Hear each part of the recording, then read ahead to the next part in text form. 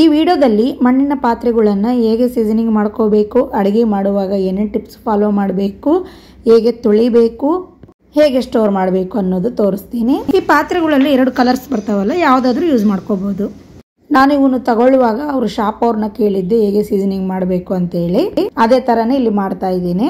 Seasoning ಮಾಡೋದಕ್ಕೆ ಬೇರೆ ಬೇರೆ ಮೆಥಡ್ಸ್ ಇದ್ದಾವೆ. ನಾನು ಮಾಡಿರೋ ಪ್ರೊಸೀಜರ್ನ ತೋರಿಸ್ತಾ ಇದ್ದೀನಿ. ಇದು ಚಿಕ್ಕದಿದೆಯಲ್ಲ, ಇದನ್ನ ನಾನು ಹಾಲಲ್ಲಿ ಮೊಸರಾಕಿ ಎಪ್ಪಾಕ್ತಾರಲ್ಲ ಅದಕ್ಕೆ ತಗೊಂಡು ಬಂದಿದ್ದೀನಿ. ಇದರಲ್ಲಿ ಮೊಸರು ತಣ್ಣಗೆ ಚೆನ್ನಾಗಿರುತ್ತೆ ಅಂತ ಹೇಳಿ. ಇದು ದೊಡ್ಡದಿದೆಯಲ್ಲ, ಇದರಲ್ಲಿ ಪಲ್ಯಗಳು, ಸಾಂಬಾರು ಆ ಥರ ಮಾಡ್ಕೋಬೋದು. ಸೀಸನಿಂಗ್ಗೋಸ್ಕರ 3 ಸ್ಟೆಪ್ಸ್ ಫಾಲೋ ಆಗಬೇಕಾಗುತ್ತೆ. ಅದರಲ್ಲಿ ಫಸ್ಟ್ ಸ್ಟೆಪ್ ಬಂದು ನೀರಲ್ಲೇ ನೆನೆಸಿಡಬೇಕು. ಒಂದು ಟಬ್ ಆಗಲಿ ಬಕೆಟ್ ಆಗಲಿ ತಗೊಂಡು ಅದರಲ್ಲಿ ತುಂಬ ನೀರು ಹಾಕಿ ಅದರಲ್ಲಿ ನಾನು ಏನೇನು ತೊಗೊಂಡಿದ್ದೀನೋ ಅವನ್ನೆಲ್ಲ ನೀರಲ್ಲಿ ನೆನೆಸಿಡ್ತಾ ಇದ್ದೀನಿ. 4 ರಿಂದ 5 ತಾಸು ಈ ಥರ ನೆನೆಸಿಡ್ಬೋದು, ಇಲ್ಲ ಓವರ್ ನೈಟ್ ನೆನೆಸಿಡ್ಬೋದು, ಅಂದರೆ ರಾತ್ರೆಲ್ಲ ನೆನೆಸಿಡ್ಬೋದು. ಇಲ್ಲಿ ಏರ್ ಬಬಲ್ಸ್ ಬರ್ತಾ ಇದೆ ನೋಡಿರಿ, ಚಿಕ್ಕ ಚಿಕ್ಕ ಬಬಲ್ಸ್ ಥರ ಬರುತ್ತೆ. ನಾನು ಇವತ್ತು ಅಂದರೆ ಫಸ್ಟ್ ಡೇ ಸಾಯಂಕಾಲದಿಂದ ನೆಕ್ಸ್ಟ್ ಡೇ ಬೆಳಗ್ಗೆ ತನಕ ನೆನೆಸಿಟ್ಟಿದ್ದೆ. ನೆಕ್ಸ್ಟ್ ಡೇ ಬೆಳಗ್ಗೆಗೆ ಒಂದು ಸ್ಮೂತ್ ಇರೋ ಸ್ಪಾಂಜ್ ತಗೊಂಡು ಚೆನ್ನಾಗಿ ತೊಳ್ಕೊತಾ ಇದ್ದೀನಿ. ಇವನ್ನ ಕ್ಲೀನ್ ಮಾಡೋದಕ್ಕೆ ಯಾವಾಗಲೂ ಸ್ಮೂತ್ ಇರೋ ಸ್ಪಾಂಜ್ ಥರವೇ ತಗೋಬೇಕು, ಸ್ಟೀಲ್ ರಫ್ ಸ್ಕ್ರಬ್ಬರ್ ತಗೋಬಾರ್ದು. ಜಸ್ಟ್ ನೀರಲ್ಲೇ ಚೆನ್ನಾಗಿ ತೊಳ್ಕೋಬೇಕು. ಈ ಥರ ಮಾಡೋದ್ರಿಂದ ಡಸ್ಟ್ ಏನಾದರೂ ಇದ್ರೂ ಕೂಡ ಹೋಗುತ್ತೆ. ಮಡಿಕೆ ನೆನೆಸಿಟ್ಟಿರೋ ನೀರನ್ನು ನಾವು ಗಿಡಕ್ಕೆ ಹಾಕ್ಬೋದು, ಇಲ್ಲ ಮನೆಗೆ ಕ್ಲೀನಿಂಗಿಗೆ ಯೂಸ್ ಮಾಡ್ಕೋಬೋದು. ಮಣ್ಣಿನ ಪಾತ್ರೆಗಳನ್ನ ಗಾಳಿ ಬೆಳಕು ಬೀಳೋ ಜಾಗದಲ್ಲಿ ಇಡಬೇಕು, ಇಲ್ಲಾಂದರೆ ಫಂಗಸ್ ಬರೋ ಚಾನ್ಸ್ ಇರುತ್ತೆ.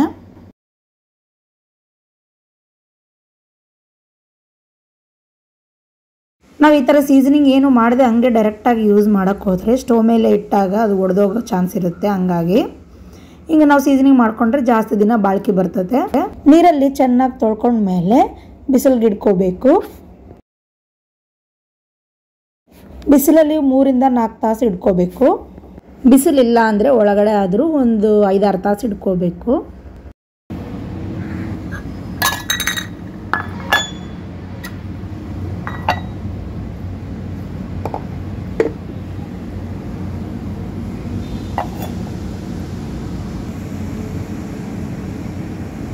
ಒಂದು 2 ಅವರ್ಸ್ ಆದಮೇಲೆ ಈ ಥರ ತಿರುಗಿಸ್ಕೊಂಡು ಇನ್ನೊಂದು ಕಡೆ ಕೂಡ ಡ್ರೈ ಆಗೋದಕ್ಕೆ ಇಟ್ಟಿದ್ದೀನಿ.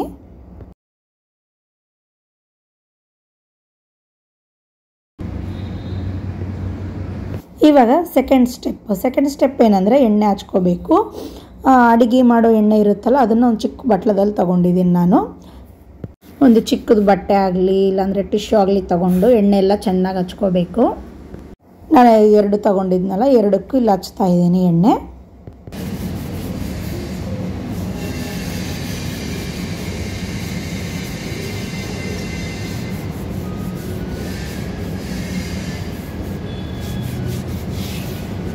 ಇಲ್ಲ ಕೈಯಿಂದಾದರೂ ಕೂಡ ಹಚ್ಬೋದು.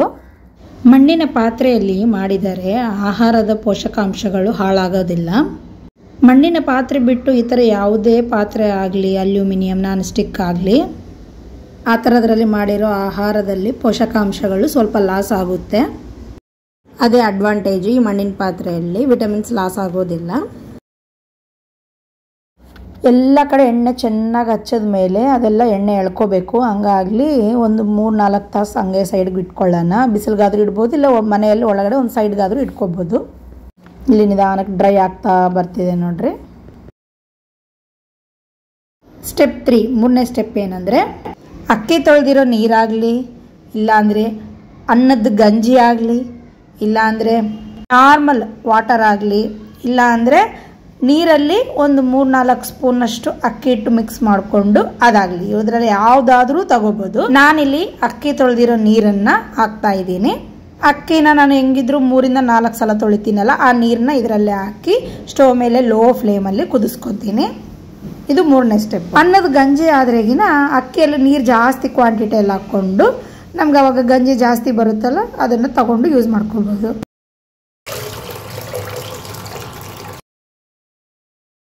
ನಾರ್ಮಲ್ ನೀರಲ್ಲಿ ಈ ಥರ 3-4 ಸ್ಪೂನ್ ಅಕ್ಕಿ ಹಿಟ್ಟು ಕಲಸಿ ಕೂಡ ಹಾಕ್ಕೋಬೋದು. ಈ 4 ಆಪ್ಷನಲ್ಲಿ ನಾವು ಯಾವ ಆಪ್ಷನ್ ಆದರೂ ಮಾಡ್ಬೋದು. ಈಗ ಸ್ಟವ್ನ ಲೋ ಫ್ಲೇಮಲ್ಲಿ ಇಟ್ಟು ಮಡಿಕೆನ ಸ್ಟವ್ ಮೇಲೆ ಇಟ್ಟಿದ್ದೀನಿ. ನಾನು ಅಕ್ಕಿ ತೊಳೆದಿರೋ ನೀರು ಹಾಕಿದ್ನಲ್ಲ ಅದನ್ನು ಸ್ಟವ್ ಮೇಲೆ ಇಟ್ಟಿದ್ದೀನಿ. ನೀವು ಯಾವ ನೀರು ಯೂಸ್ ಮಾಡಿದರೆ ಆ ನೀರನ್ನ ಸ್ಟವ್ ಮೇಲೆ ಇಟ್ಕೋಬೇಕು. ಗ್ಯಾಸ್ನ ನಾವು ಲೋ ಫ್ಲೇಮಲ್ಲೇ ಇಟ್ಕೋಬೇಕು. ಕುದಿಯೋದಕ್ಕೆ ಸ್ವಲ್ಪ ಟೈಮ್ ತೊಗೊತತೆ, ಒಂದು 20 ರಿಂದ 25 ನಿಮಿಷ ತೊಗೊತತೆ. ಚೆನ್ನಾಗಿ ಕುದಿ ಬಂದಮೇಲೆ, 1-2 ಕುದಿ ಬರಲಿ ಪರವಾಗಿಲ್ಲ, ಚೆನ್ನಾಗಿ ಕುದಿ ಬಂದಮೇಲೆ ಸ್ಟವ್ ಆಫ್ ಮಾಡಿಕೊಂಡು ಗಂಜಿ ಹಾಕಿದರೆ ಗಂಜಿ ಆಗಲಿ ಯಾವುದೇ ಆಗಲಿ ತಣ್ಣಗಾದ್ಮೇಲೆ ಅವು ಚೆಲ್ಬಿಟ್ಟು ಮತ್ತೆ ನೀರು ಹಾಕಿ ಚೆನ್ನಾಗಿ ತೊಳ್ಕೊಬೇಕು.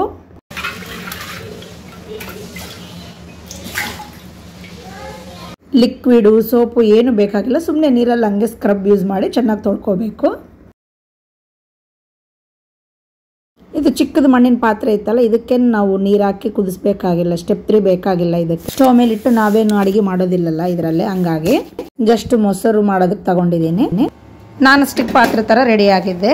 ಅಡುಗೆ ಮಾಡುವಾಗ ಜಾಸ್ತಿ ತಳ ಅಂಟೋದಿಲ್ಲ, ಮಣ್ಣಿನ ಸ್ಮೆಲ್ಲು ಬರೋದಿಲ್ಲ, ಸ್ಟವ್ ಮೇಲೆ ಇಟ್ಟಾಗ ಹೊಡೆಯೋದಿಲ್ಲ. ಇವಾಗ ಸ್ವಲ್ಪ ಚೆನ್ನಾಗಿ ಡ್ರೈ ಆದಮೇಲೆ ಇದರಲ್ಲಿ ಪಲ್ಯ ಮಾಡೋದನ್ನು ತೋರಿಸ್ತಾ ಇದ್ದೀನಿ. ನಾನು ಇವತ್ತು ಇದರಲ್ಲಿ ಬಟಾಣಿ ಗ್ರೇವಿ ಮಾಡೋದನ್ನು ತೋರಿಸ್ತಾ ಇದ್ದೀನಿ. ಇವಾಗ ಹಸಿ ಬಟಾಣಿ ಸೀಸನ್ ಅಲ್ವಾ, ಹಂಗಾಗಿ ಹಸಿ ಬಟಾಣಿ ಸುಲ್ತಾ ಇದ್ದೀವಿ.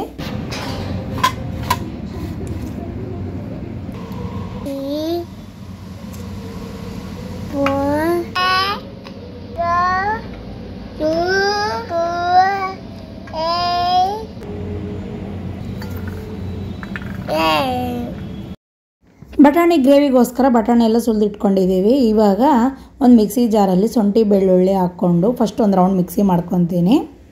ಆಮೇಲೆ ಅದೇ ಮಿಕ್ಸಿ ಜಾರಲ್ಲೇ ಒಂದು 4-5 ಹಸಿಮೆಣಸಿನ್ಕಾಯಿ ತೊಗೊಂಡಿದ್ದೀನಿ. ಒಂದು ಅರ್ಧ ಇವಾಗ ಹಾಕ್ಕೊತೀನಿ, ಇನ್ನೊಂದು ಅರ್ಧ ಒಗ್ಗರಣೆ ಹಾಕುವಾಗ ಹಾಕ್ಕೊತೀನಿ.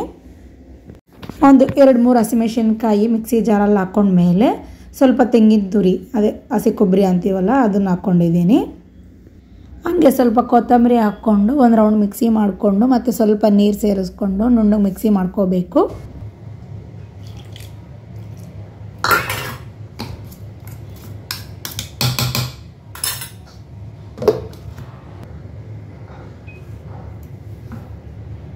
ಈಗ ಗ್ರೇವಿಗೋಸ್ಕರ ಖಾರ ರೆಡಿ ಆಗಿದೆ. ಇವಾಗ ಸ್ಟವ್ ಮೇಲೆ ಒಂದು ಮಣ್ಣಿನ ಪಾತ್ರೆ ಇಟ್ಕೊತಾ ಇದ್ದೀನಿ.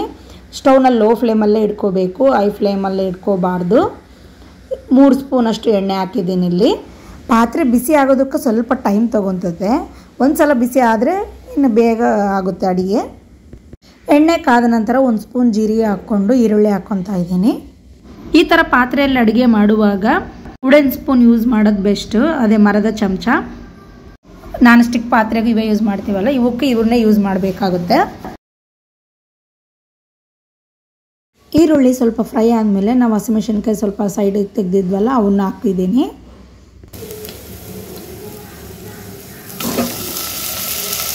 ಒಂದು ದೊಡ್ಡ ಸೈಜ್ ಇರೋ ಟೊಮೆಟೊ ಹಣ್ಣು ತೊಗೊಂಡು ಅದನ್ನು ಸಣ್ಣಗೆ ಕಟ್ ಮಾಡಿ ಹಾಕ್ತಾಯಿದ್ದೀನಿ. ಗ್ರೇವಿ ಜಾಸ್ತಿ ಬೇಕು ಅಂದರೆ ಈರುಳ್ಳಿ ಟೊಮೆಟೊ ಜಾಸ್ತಿ ಕ್ವಾಂಟಿಟಿಯಲ್ಲಿ ತೊಗೋಬೋದು.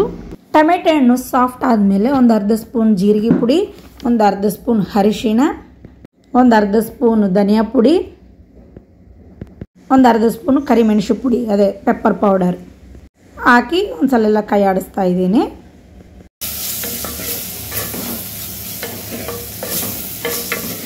ಈಗ ನಾವು ಮಿಕ್ಸಿ ಮಾಡ್ಕೊಂಡಿರೋ ಖಾರ ಪೇಸ್ಟ್ ಐತಲ್ಲ ಅದನ್ನು ಹಾಕ್ಕೊಂಡು 1-2 ಸೆಕೆಂಡ್ ಚೆನ್ನಾಗಿ ಫ್ರೈ ಮಾಡ್ಕೋಬೇಕು.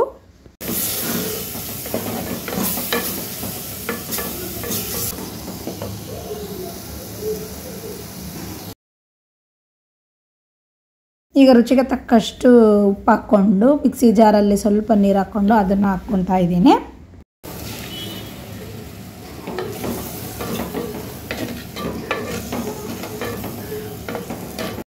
ಚೆನ್ನಾಗಿ ಒಂದ್ಸಲ ಕಲಿಸ್ಕೊಂಡ್ಮೇಲೆ ನಾವು ಹಸಿ ಬಟಾಣಿ ಸುಲಿದು ರೆಡಿ ಮಾಡಿ ಇಟ್ಕೊಂಡಿದ್ವಿಲ್ಲ ಅವನ್ನ ಹಾಕ್ಕೋಬೇಕು.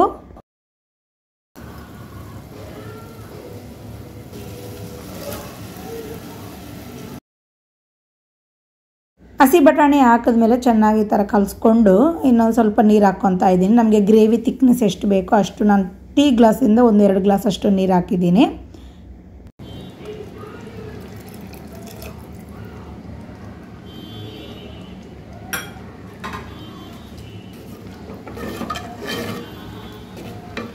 ಈ ಮಣ್ಣಿನ ಪಾತ್ರೆಯಲ್ಲಿ ಅಡುಗೆ ಮಾಡುವಾಗ ಏನು ಅಂದರೆ ಇನ್ನೊಂದು ನಿಮಿಷಕ್ಕೆ ಇದು ಗ್ರೇವಿ ರೆಡಿ ಆಗುತ್ತೆ ಅಂದರೆ ಮುಂಚೆನೇ 1 ನಿಮಿಷ ಮುಂಚೆನೇ ನಾವು ಸ್ಟವ್ ಆಫ್ ಮಾಡ್ಕೋಬೇಕು. ಯಾಕಂದರೆ ಅದರಲ್ಲಿರೋ ಹೀಟ್ಗೆ ಅದು ಕರೆಕ್ಟ್ ಆಗುತ್ತೆ.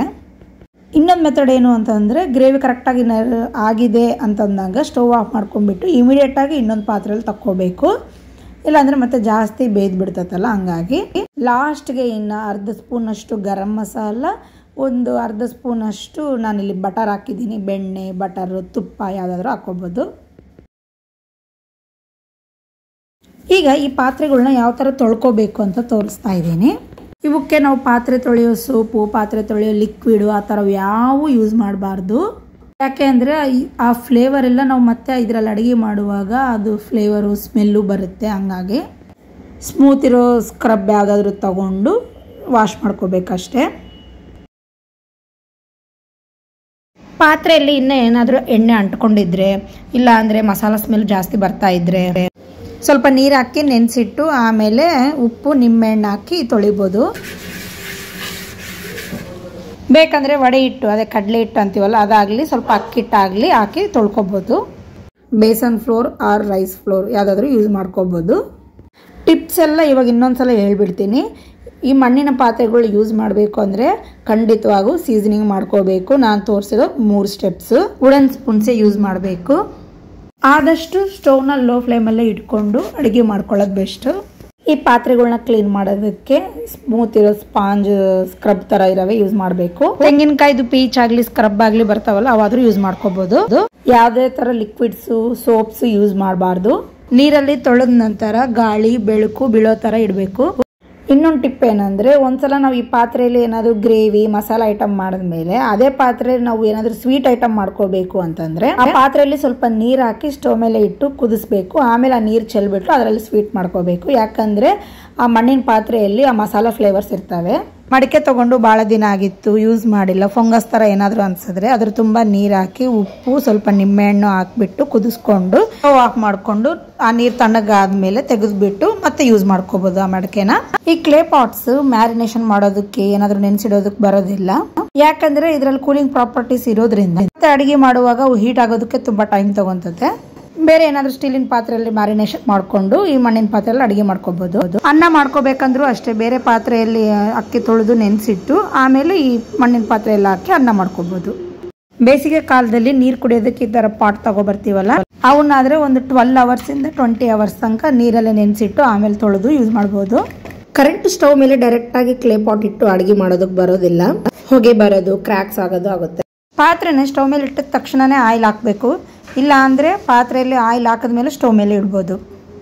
ನೀರಾದರೂ ಅಷ್ಟೇ, ನೀರು ಹಾಕಿ ಸ್ಟವ್ ಮೇಲೆ ಇಡ್ಬೋದು. ಇಲ್ಲ ಸ್ಟವ್ ಮೇಲೆ ಪಾತ್ರೆ ಇಟ್ಟಿದ ತಕ್ಷಣವೇ ನೀರು ಹಾಕಬೇಕು. ಹೀಟ್ ಆಗೋ ತನಕ ವೇಟ್ ಮಾಡಬಾರ್ದು.